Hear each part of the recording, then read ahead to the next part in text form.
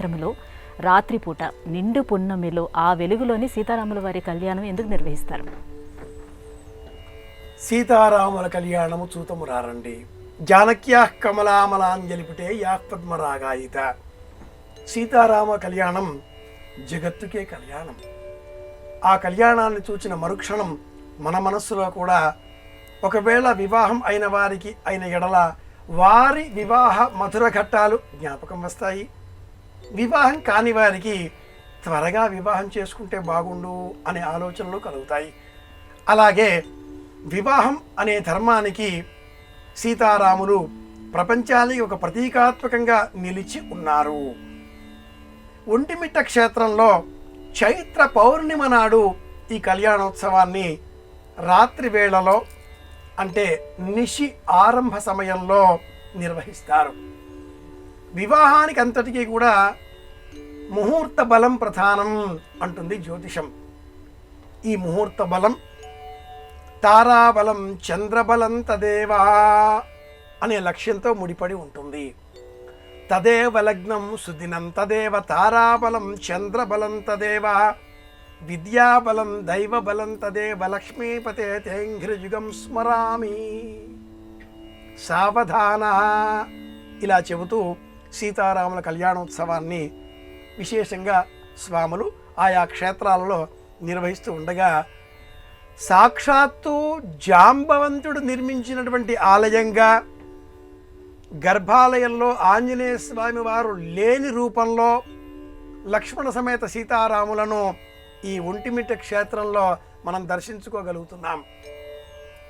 తారాబలం అంటే నక్షత్రాల బలం సాయంత్రం వేళ రాత్రి వేళ ఉంటుంది.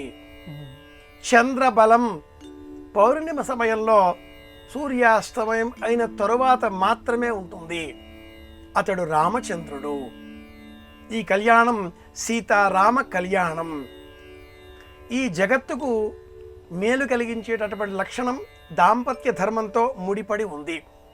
సీతారాములు జగత్తుకు తల్లి తండ్రుల వలె. ఈ నేపథ్యంలో ప్రకృతి అంతా కూడా పరవశించి సృష్టి క్రమంలో పుష్పాలు కూడా వికసించేటటువంటి సుమనోహరమైనటువంటి సమయం నిశి రాత్రి ఆరంభ సమయం.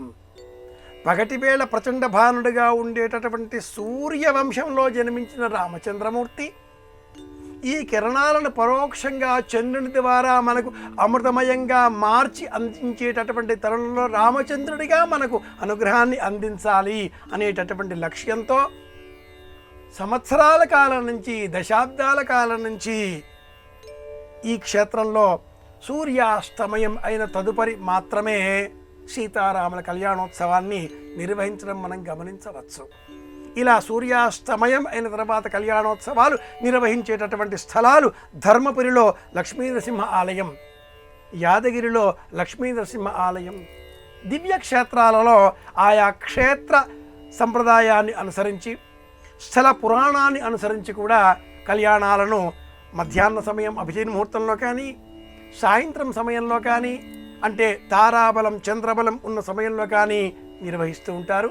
ఇందులో మరీ విశేషంగా ఒంటిమిట్ట అనే ఈ క్షేత్రంలో ఇలా తారాబలం చంద్రబలం తదేవ అన్న లక్ష్యాన్ని సాధించే నిమిత్తమే సూర్యాస్తమయం అయిన తరువాత నిశి ఆరంభ వేళలో కళ్యాణోత్సవాన్ని నిర్వహించడం. ఇది ఇందులో ఉండేటటువంటి అంతరార్థం.